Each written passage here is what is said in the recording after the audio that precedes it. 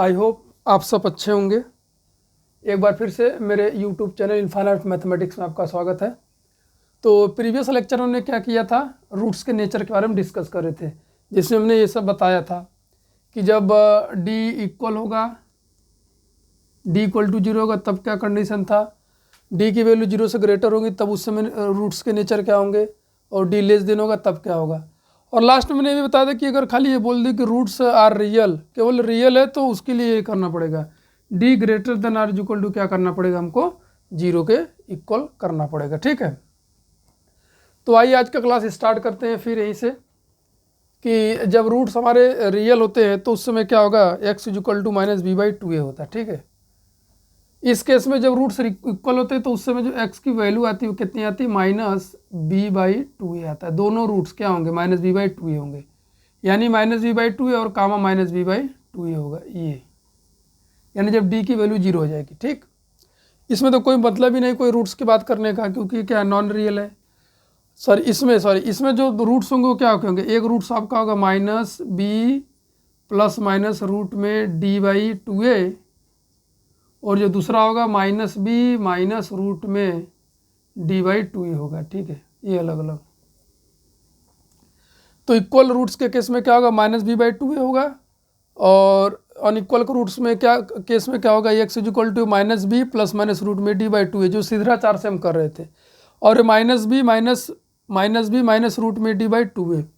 और इस non real के केस में तो रूट्स की हम बात ही नहीं करेंगे। ठीक है, तो यहाँ पर जो रूट्स इक्वल है उनकी वैल्यू क्या यहाँ पर लिख दिया, जो अनइक्वल उसकी वैल्यू लिख दिया, और यहाँ पर फिर क्या किया, यहाँ पर आपका नॉन रियल के लिए यहाँ पर कोई भी रूट्स हमने नहीं लिखा। ठीक है, तो आई होप ये आपको समझ में आया होगा कि प्रीवियस लेक्चर हमने क्या किया था। तो इसके बाद जो है, ये सब करने के बाद अब ये क्वेश्चन में देखिए क्या पूछेगा जो है आपसे। ठीक है, इसको मिरेज करने जा रहे हैं, आई होप आप लोगों ने इसको नोट कर लिया होगा। तो क्वेश्चन में देखिए क्या पूछेगा, ऐसे पूछेगा आपसे कि find the nature of root, if it is real then find out the roots if any one method. किसी एक विधि से आप रूट्स को निकालिए दिए वास्तविक है तब। ठीक है, तो आइए इसमें टाइप 1 का क्वेश्चन पहले देखते हैं। टाइप 1 जो है क्या होगा, टाइप 1 में इसमें मतलब नेचर ऑफ रूट्स के बारे में इसमें बोलेगा कि if roots are real, if roots are real, या ऐसे बोलेगा if the roots are real, और ऐसे बोलेगा if the nature of roots is real, ऐसे बोलेगा, या तो नेचर ऑफ रूट्स रियल, क्या बोलेगा, नेचर ऑफ रूट्स रियल। ठीक है, नेचर ऑफ रूट्स क्या रियल है, इफ है देन फाइंड रूट्स, ऐसे बोलकर चुप हो जाएगा। तो आपकी किसी एक मेथड से आपको फाइंड कर ले लेना जो आपको इजी लगे। ठीक है, एनी वन मेथड्स, तो यहाँ पर आपको क्या लिखा है, to find any one method, to find any one method, या तो आपको फैक्टराइजेशन से करना है या तो फार्मूला लगा के, जो आपको सही लगेगा। ठीक है, if roots are real, or nature of roots real then find the roots. तो पहले आपको चेक करना पड़ेगा वो है, तो उसके बाद उस मेथड से फाइंड आउट करने के लिए हमने आपको बताया ही था कि किस तरीके से करना है। ठीक है, तो आइए क्वेश्चन नंबर फर्स्ट लेते हैं, अलग अलग जल्दी ले लेते हैं। जैसे मान लीजिए आपके पास आ गया 4x square minus 3x plus 1 is equal to 0, ये हमारा फर्स्ट हो जाएगा। तो फर्स्ट का इससे कंपेयर पहले कर लीजिए। ठीक है, B X square B X plus C is equal to 0 से कंपेयर कर लीजिए। तो यहाँ से कंपेयर जब करेंगे तो ए की वैल्यू आ जाएगी 4, बी की वैल्यू आ जाएगी -3, और सी की वैल्यू कितनी आ जाएगी, +1 आ जाएगा।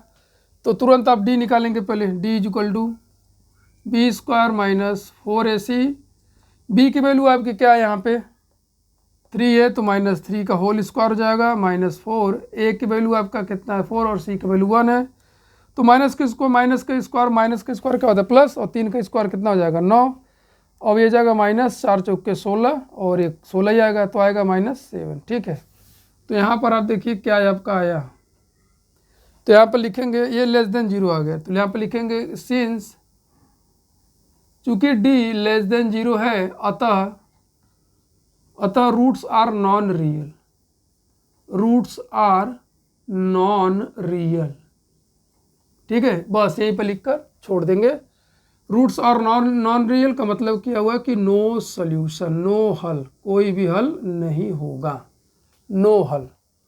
तो बच्चों इसका मतलब आप समझ लेना कि इसका मतलब होता है कि चूंकि, ये चूंकि का साइन है, ठीक है, चूंकि, और ये मतलब होता है अतः, ठीक है, अतः का साइन। तो आपने देखा कि अगर क्वेश्चन में दिया हुआ है जब तीनों ही टर्म प्रेजेंट, तो उस समय कंपेयर करना है, एबीसी की वैल्यू निकालना है आपको, फिर डी की वैल्यू निकालना है। डी डिसाइड करेगा कि रूट्स रियल होंगे कि नॉन रियल होंगे, बस यही बताएगा। रूट्स रियल है तो इसको सॉल्व करेंगे, नहीं है तो सॉल्व नहीं करेंगे। तो आई होप आपको समझ में आया होगा कि किस तरीके से हमने इसको आपको समझाया। चलिए एक दो क्वेश्चन और लेते हैं, जैसे यहीं पर हम अगर सॉल्व कर लिया जाए क्वेश्चन और लेकर यहीं पे, जैसे क्वेश्चन नंबर 2 है, मान लीजिए आ गया आपका x² minus x plus 2 is equal to 0। तो जल्दी जल्दी इसको पहले स्टैंडर्ड फॉर्म में लिख लिया जाए, x² माइनस कोई कोफिशिएंट नहीं तो 1 लिख देंगे, इज इक्वल टू 0, इसको 1 बना लिया। ठीक है, तो यहाँ से a की वैल्यू आपकी क्या है, इसको लिख देंगे comparing ax² plus bx plus c is equal to 0 से कंपेयर करने पर a की वैल्यू आएगी 1, b की वैल्यू आएगी -1 और c की वैल्यू कितनी आ जाएगी, 2 आ जाएगी। ठीक है, तो अब आप यहाँ पर क्या करेंगे कि d निकालिए, d इज इक्वल टू क्या होगा, b² माइनस 4ac। तो b की वैल्यू आपकी 1, 1 का स्क्वायर माइनस 4, a की वैल्यू आपकी -1 और c की वैल्यू आ गई 2। तो 1 माइनस माइनस माइनस प्लस, 4 2 के 8, आ गया आपका 9। अब देखिए 9 हमारा क्या है, ग्रेटर देन 0 है। 9 क्या है हमारा, ग्रेटर देन 0 है। तो आई होप आपने इसको नोट कर लिया होगा, इसको मिरेज करने जा रहे हैं। तो दूसरे वाले क्वेश्चन में आप देख रहे हैं कि जो हमारा डी की जो वैल्यू आई वो क्या है आपका, ग्रेटर देन 0 है। मतलब यहाँ पर लिखेंगे कि चूंकि डी ग्रेटर देन 0 है, आपका डी क्या है बच्चों, ग्रेटर देन 0 है, अतः यहाँ पर लिखना पड़ेगा roots are real, roots are real and distinct, roots are real and distinct, यानी कि हमारा जो मूल है वो वास्तविक है और क्या है, भिन्न भिन्न है, क्योंकि डी की वैल्यू वो क्या है कि ग्रेटर देन 0। अगर ऐसा कैसा है तो आपको बोला है कि अगर है तो उसका रूट्स फाइंड आउट करिए। तो सिंपल सा मेथड हमने आपको समझाया है कि या तो फैक्टराइजेशन से कर लीजिए या तो बाई क्वाड्रेटिक फार्मूला से। तो ये सारे मेथड जो है कि हम वहाँ पे डिस्कस कर रखे हैं, यहाँ पर हम डिस्कस नहीं करेंगे क्योंकि वहाँ पर हमने काफ़ी क्वेश्चन को लेकर के डिस्कस किया था। बस यहाँ पर हमको नेचर ऑफ रूट्स के बारे में डिस्कस करना है कि वास्तविक होगा कि काल्पनिक होगा कि, ठीक है। तो आई होप आपको समझ में आ गया होगा। तो आप इसको जल्दी से नोट कर लें, तो फिर हम आगे की तरफ चलें। जो है वीडियो को पॉज करके आप नोट कर लें, उसके बाद हम आगे चलें। ऐसे बहुत सारे क्वेश्चन होंगे जिसमें क्या कभी ग्रेटर देन 0 होगा, कभी लेस देन 0 होगा, कभी आपका नॉन रियल होगा, कभी रियल होगा। ठीक है, तो जल्दी जल्दी इसको नोट कर लें आप जो है। तो आई होप आपने इसको नोट कर लिया होगा। तो फिर हम चलते हैं जल्दी से आगे। तो यही है इसमें कि पहले आपको रूट्स का नेचर फाइंड आउट करना है। अगर वो आपका रियल है तो उसको आपको कैसे फाइंड आउट करना है, किसी एक मेथड से आप इसको फाइंड आउट करेंगे। ठीक है, अगर रियल नहीं है तो उसको लिख देंगे, कोई भी हल नहीं होगा। ठीक है, अब हम थर्ड एग्जाम्पल की तरफ चलते हैं जल्दी से। जैसे हमारा आ जाएगा x² plus x plus 1 is equal to 0। तो इनके कोफिशिएंट नहीं है तो यहाँ पर बना लीजिए 1 into 1 x² 1 into x plus 1 is equal to 0। ये मल्टीप्लाई का साइन है, डेसिमल नहीं है। ठीक है, तो इसको हमने क्या बना लिया, 1। जब आप इसका कंपेयर करेंगे, किससे कंपेयर करेंगे, by comparing ax² plus bx plus c is equal to 0 से इसका कंपेयर कर दे, तो क्या होगा कि यहाँ से आपकी a की वैल्यू क्या आ जाएगी, 1 आ जाएगी, और b की वैल्यू क्या आ जाएगी, 1, और c की वैल्यू कितनी आ जाएगी, 1 आ जाएगी। ठीक है, ए बी सी का हमने वैल्यू यहाँ पर क्या किया, निकाल दिया है। अब वही है कि आपको निकालना है d, तो d इक्वल टू क्या होता है आपका b² माइनस 4ac होता है। ठीक है, तो b² है तो b की वैल्यू आपकी कितने हैं, 1 है, माइनस ए की वैल्यू कितना 1 है और सी आपका 1 आ गया। तो 1 माइनस कितना आ जाएगा 4, ये हो जाएगा -3 और आप देख रहे हैं कि ये लेस देन 0 आ गया। क्या आ गया? लेस देन 0 आ गया। जब कभी भी आपका लेस देन 0 आ गया तो आपको समझ जाना चाहिए कि इसके रूट्स क्या होंगे? काल्पनिक होंगे। ठीक है, तो यहाँ पर लिखना पड़ेगा कि सिंस डी लेस देन 0 है अतः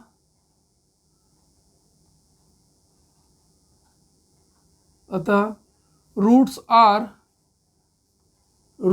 are non real. Roots are non real का मतलब है कोई भी हल नहीं होगा, मतलब no solution of this quadratic equation. तो निगेटिव आ गया तो इसका कोई भी हल आपका नहीं मिलेगा। ठीक है, तो बस यही करना है, जब हल ही नहीं तो फिर आगे हम करेंगे ही नहीं है जो। ठीक है, तो चलिए अब हम लेते हैं एग्जाम्पल नंबर 4, जिसमें अब क्या होगा कि एक एक टर्म पर उसमें रूट्स वाले कागज दो लेते हैं, करड़ी वाले जो क्वेश्चन। तो करड़ी वाले क्वेश्चन ले लेते हैं। चलिए ax² हो जाएगा प्लस 3√2x हो जाएगा माइनस रूट में 3 कर दे = 0 कर दे। ठीक है, तो आप यहाँ पर बस वही ax² plus bx plus c = 0 से आप क्या करेंगे? इसको कंपेयर कर देंगे। तो कंपेयर करने के बाद आप साथ ही साथ देखेंगे कि आपको a की जो वैल्यू मिलेगी क्या मिलेगी? रूट में 2 मिलेगा। a की वैल्यू कितना होगा? रूट में 2 कॉमा b = 3√2, ये आपका ये आ गया रूट में ये, और c की जो वैल्यू है वो क्या है? -√3 है। ठीक है, ये ABC की वैल्यू आपकी आ गई। अब बस वही काम क्या करना है आपको? d निकालना है। d = क्या निकालेंगे? b² - 4ac। तो काफ़ी रूट्स वगैरह इन्वॉल्व है तो थोड़ा सावधानी से करना पड़ेगा। और b का वैल्यू कितना है? 3√2 है, तो 3√2 का होल स्क्वायर -4। a की वैल्यू क्या है? रूट में 2 है, और b की वैल्यू आपका c की वैल्यू क्या है आपका? -√3 है। ठीक है, तो आप देखिए यहाँ पे 3 का स्क्वायर कितना हो जाएगा? 9, और रूट का स्क्वायर होता है तो रूट हट जाता है माइनस। यहाँ पर माइनस माइनस क्या हो जाएगा? प्लस 4 का, अब ये दोनों ही रूट में है तो दोनों, ये रूट से बाहर है तो दोनों का क्या करेंगे? रूट, ये रूट एक साथ मल्टीप्लाई होकर रूट में ऐसे लिखा जाता है √6। 2 3 जा 6, एक साथ रूट में दोनों है तो दोनों के रूट में मल्टीप्लाई करके लिख देंगे। आएगा कितना? 18 प्लस 4√6 आएगा। तो आप देख रहे हैं इसको हम ऐड कर सकते नहीं, क्योंकि यहाँ पर ये 4 के साथ √6 है और 18 के साथ कोई भी रूट नहीं है। तो बच्चे क्या करेंगे कुछ कि इसमें इसको ऐड करके लिख देंगे 18 4 22 रूट में 6। ऐसा नहीं करते हैं, जब रूट वाले पार्ट सेम होते हैं तभी हम ऐड करते हैं। ठीक है, तो ये क्या आ गया? हमारा >0 आ गया। अब अगर >0 आ गया तो फिर हम क्या बोलेंगे कि रूट्स हमारे क्या है? रियल है और डिस्टिंक्ट है। इस वाले केस में क्या बोलेंगे कि रूट्स हमारे, मूल हमारे क्या है? वास्तविक है और क्या है? भिन्न भिन्न है। ठीक है, तो आई होप आप यहाँ पर इसको, ये चीज़ आपको समझ में आ गई होगी कि मैं क्वेश्चन में किस तरीके से क्वेश्चन पूछे जा रहे हैं और कैसे हम इसको सॉल्व कर रहे हैं। तो आप इसको नोट कर ले, तो फिर और कुछ एग्जाम्पल लिया जाए जिसमें आपकी क्लैरिटी और बन जाए अच्छे से। ठीक है, तो आई होप आपने इसको नोट कर लिया होगा। वीडियो को पॉज करके चलते हैं फिर। अब कुछ और क्वेश्चंस लेते हैं जिसमें रूट्स तो आएंगे और साथ ही साथ उसमें आइडेंटिफाई थोड़ा सा करना मुश्किल होता है। ठीक है, थोड़ा सा उस चीज़ को, हालांकि ऐसे क्वेश्चन तो देंगे नहीं लेकिन फिर भी हम जो है इसको जल्दी जल्दी कर लिया जाए यहाँ पे।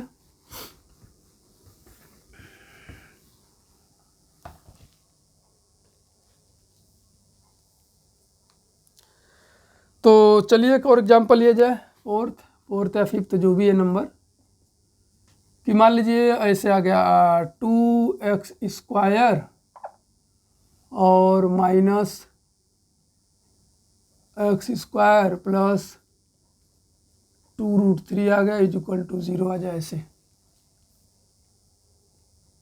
ठीक है, b², यहाँ पर स्क्वायर नहीं होगा, 5x² ऐसे, सॉरी 5x। तो अब इसको भी जल्दी से कंपेयर कर लिया जाए। ax² plus bx plus c = 0 से इसको भी जल्दी से कंपेयर कर लिया जाए। तो यहाँ से हमारी a की वैल्यू क्या आएगी? 2, b की वैल्यू क्या आ जाएगी? b इज इक्वल टू -5 और जो c का वैल्यू है वो कितना है 2√3 है। ठीक है, ऐसे।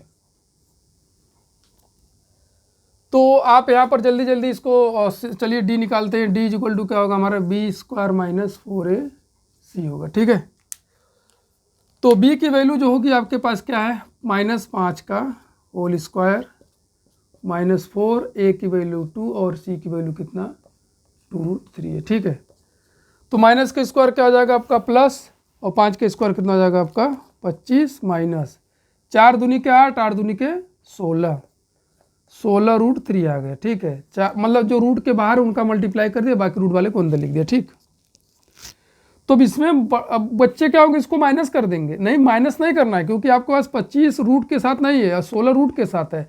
जब दोनों ही रूट होते और सेम रूट होते तभी उसको माइनस कर सकते थे। यहाँ पर आप गलती से भी ये मत लिख देना 16 9√3 लिख देना, ये आपका ये गलत हो जाएगा। ठीक है, क्योंकि इसके साथ रूट नहीं है। तो आप अब आइडेंटिफाई कैसे करेंगे कि ये प्लस में कि माइनस में। ठीक है, कैसे बताएंगे, तो बताने का एक आसान तरीका है। अब आप यहाँ पर देखिए जो रूट में 3 है वो 3 किन दो परफेक्ट स्क्वायर के बीच में आता है।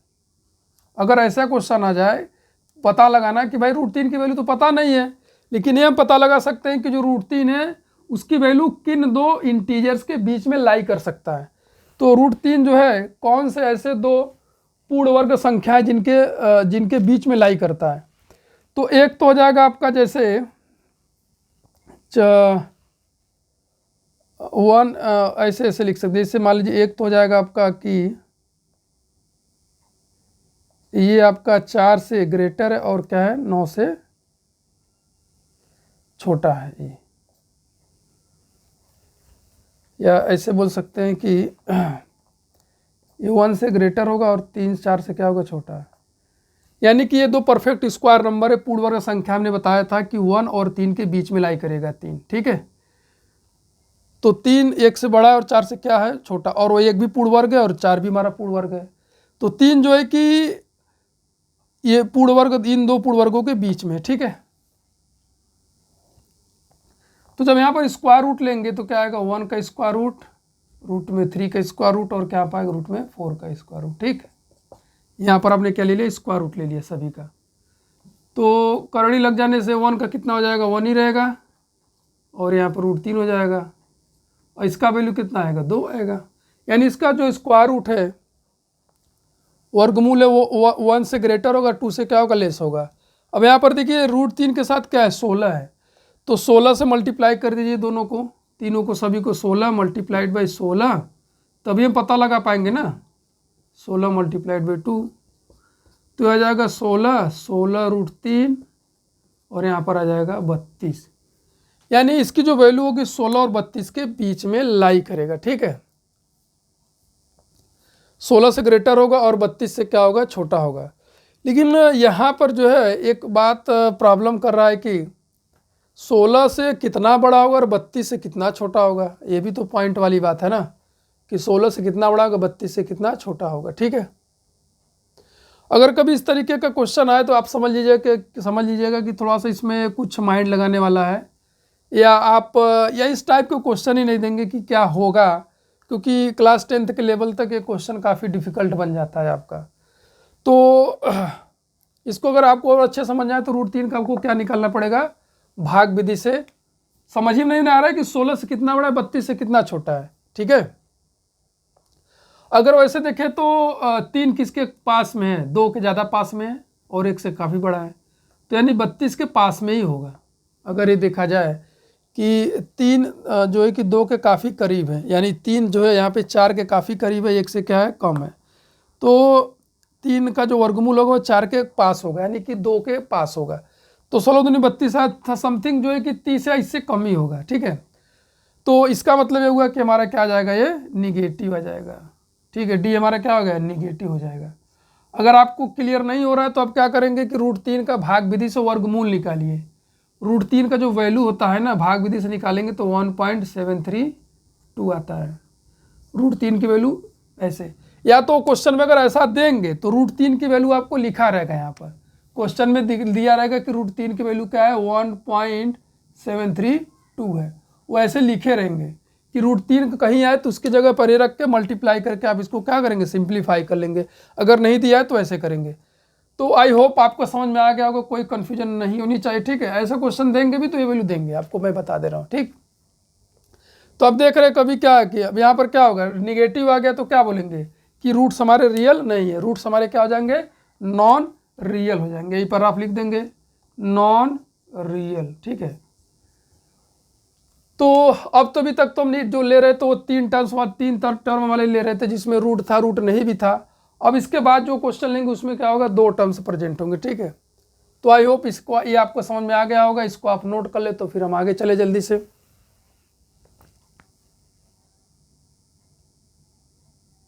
आई होप आपने इसको नोट कर लिया होगा, जो स्टेप्स बताएं कैसे क्या होना चाहिए और क्या दिया होगा क्या नहीं दिया होगा। तो अब इस जो अगला क्वेश्चन होगा उसमें हम क्या करेंगे कि 2 टर्म्स वाले लेंगे, जहाँ 2 टर्म्स प्रेजेंट हो तब के लिए लेंगे। जल्दी जल्दी उसको भी कर लिया जाए, 1-2 क्वेश्चन। मान लीजिए छठा हमने ले लिया, ऐसे दिया होगा कि 2x² + 3x = 0, ठीक है। 2 टर्म्स है तो यहाँ पर पहले इसको स्टैंडर्ड फॉर्म में लिख लिया जाए, 2x² + 3x + 0 = 0। ये हो जाएगा हमारा इक्वेशन नंबर फर्स्ट, ठीक है। तो इसको कंपेयर, क्योंकि सी वाला टर्म अब्सेंट था तो उसकी जगह पर हमने क्या लिख दिया, 0 लिख दिया। जो अब्सेंट होगा वहाँ पे क्या करेंगे, 0 लिख देंगे। तो अगर यहाँ से कंपेयर करें तो a की वैल्यू क्या आ जाएगा 2, b की वैल्यू क्या आ जाएगा 3 और c तो है 0, ठीक है। a b c की वैल्यू आ गई। अब वो हमको d निकालना है तो d = क्या हो जाएगा, b² - 4ac। तो b की वैल्यू आपकी कितनी है यहाँ पे 3 है, 3, a की वैल्यू आपकी 2 और c की वैल्यू 0। तो हो जाएगा 9 - देखिए 0 ऐसे मल्टीप्लाई करेंगे तो हमेशा 0 ही आएगा। तो बस ये आ गया >0। जब >0 आ गया तो क्या बोलेंगे, real and unequal, real and unequal. Unequal को ही डिस्टिंक्ट हम अभी बोल रहे थे, वास्तविक और क्या होंगे, अलग अलग होंगे इसके रूट। वास्तविक और क्या होंगे, इसके रूट्स क्या होंगे हमारे, अलग अलग होंगे, ठीक है।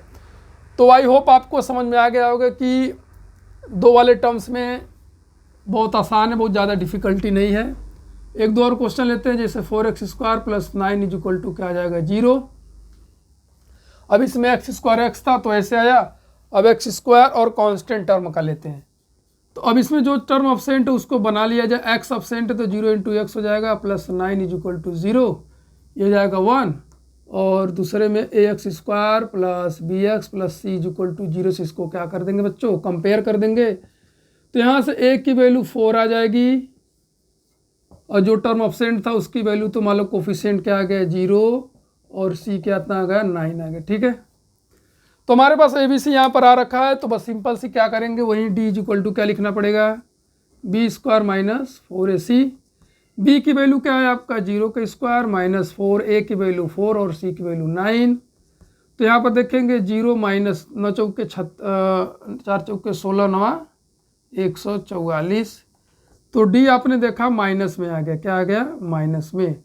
तो बस जब माइनस में आ गया तो क्या लिखेंगे, नो रियल रूट्स। क्या लिखेंगे बच्चों, नो रियल रूट्स का मतलब हुआ कि नो हल, नो सोल्यूशन, कोई भी हल नहीं होगा। नो सोल्यूशन मतलब कोई वास्तविक हल नहीं होगा, काल्पनिक तो हल होगा ही होगा, ठीक है। तो आपने देखा यहाँ पर जब 2 टर्म प्रेजेंट है, कभी x² x आ रहा है तब क्या आ रहा है वैल्यू, और x² कांस्टेंट वाला टर्म है तब क्या आ रहा है। तो इसमें आप देखिए जब x² x का टर्म होता है ना वो रियल आएगा ही आएगा, लेकिन जब x² और बीच में प्लस और कांस्टेंट है, यानी x² और कांस्टेंट उनके बीच में प्लस का साइन आएगा, तो उसके रूट्स हमेशा क्या होंगे, रियल होंगे ही नहीं होंगे, ठीक है। तो आई होप आपको ये समझ में आ गया होगा कि किस तरीके से हम यहाँ पर लेकर इसको सॉल्व कर रहे हैं जो है क्वेश्चन को। तो एक और क्वेश्चन लास्ट जो है कि थोड़ा सा इस पर कर लेते हैं, उसके बाद जो है कि फिर हम आगे चलेंगे, ठीक है। तो जल्दी से आप इसको नोट कर ले तो फिर हम आगे चलें जो है। तो आई होप आपने इसको नोट कर लिया होगा। अब हम चलते हैं अगले क्वेश्चन की तरफ। तो वहाँ पर आप देखिए कि एक्स स्क्वायर वाला टर्म और कांस्टेंट टर्म है, बट लेकिन वो प्लस में, तो रूट्स क्या होंगे, नॉन रियल होंगे। जैसे मान लीजिए 2x² आ गया और -8 आ गया, ठीक है। यहाँ पर +8 = 0, या तो आप 7 ले लीजिए ऐसे। तो हम इसको ऐसे भी लिख सकते हैं, माइनस से पहले मल्टीप्लाई कर दीजिए तो साइन चेंज कर दीजिए, ठीक, = 0 आ जाएगा। अब इसको स्टैंडर्ड फॉर्म में लिख लिया जाए, पहले माइनस से मल्टीप्लाई कर दिया तो जो प्लस था माइनस, माइनस था प्लस, यहाँ से भी आप कर सकते हैं, कोई प्रॉब्लम नहीं, ठीक है। तो 0 × 2x ले लेंगे -7, ऐसे ले लेने से थोड़ा सा अच्छा लगता है, ठीक है। अब आप इसको कंपेयर करेंगे, ax² + bx + c = 0 से, ये हो जाएगा 2, और यहाँ से जो a की वैल्यू आएगी क्या आएगी, 2 आएगी, और b की वैल्यू क्या आएगी, 0 आएगी, और c की वैल्यू क्या आएगी, -7 आएगा, ठीक है। तो बस अब तुरंत हम निकालेंगे d क्या होगा, b² - 4ac। तो b² की जो वैल्यू है, b की वैल्यू -4, a की वैल्यू 2 और c की वैल्यू कितना आ जाएगा, -7। तो 0 माइनस माइनस माइनस क्या हो गया, प्लस, 4 दूनी के 8, 8 7 56। तो आपने देखा इस बार क्या आया, प्लस आया, जबकि x² और x वाला टर्म प्रेजेंट है। तो ये > 0 आया तो क्या लिखेंगे, रियल एंड अनइक्वल। क्या होगा, वास्तविक हो रहा, वास्तविक होगा, और क्या होगा, इक्वल नहीं होगा, ठीक है, क्योंकि d की वैल्यू > 0 आया नहीं। तो आपने देखा कि जब x² और कांस्टेंट टर्म प्रेजेंट है तो रियल भी आ रहा है, नॉन रियल भी आ रहा है। रियल कब आ रहा है, जब यहाँ पर दोनों का साइन अपोजिट है, एक प्लस है एक माइनस है, और यहाँ पर जब दोनों का साइन सेम होगा तब उस समय क्या होगा, नो रियल रूट्स आएंगे, ठीक है। तो आई होप ये आपको समझ में आ गया होगा। आज के क्लास में बस इतने ही, फिर मिलते हैं नेक्स्ट क्लास में, जिसमें हम क्या करेंगे, अब एक अननोन पैरामीटर के की वैल्यू को फाइंड आउट करना सिखाएंगे कि जब रूट्स रियल है तब के की वैल्यू क्या होगी, जब नॉन रियल है तब के का क्या होगा। वो क्लास बड़ा इंपॉर्टेंट होगा। तो आई होप इस लेक्चर में आपने जो भी बताया, केवल नेचर ऑफ रूट्स के बारे में बताया, बाकी सोल्यूशन इसके प्रीवियस क्लासेस में हमने क्या किया था, बहुत जो भी जितने मेथड थे उसको सॉल्व करके आपको सिखा दिया था, ठीक है। तो चलिए फिर मिलते हैं नेक्स्ट क्लास में, और उसके बाद उसमें हम आपको जो है कि कुछ डिफरेंट क्वेश्चंस लेंगे और कुछ डिफरेंट पैरामीटर जो फाइंड आउट करना उसको फाइंड आउट करेंगे। तो अब तक के लिए इतना ही। जय हिंद, जय भारत।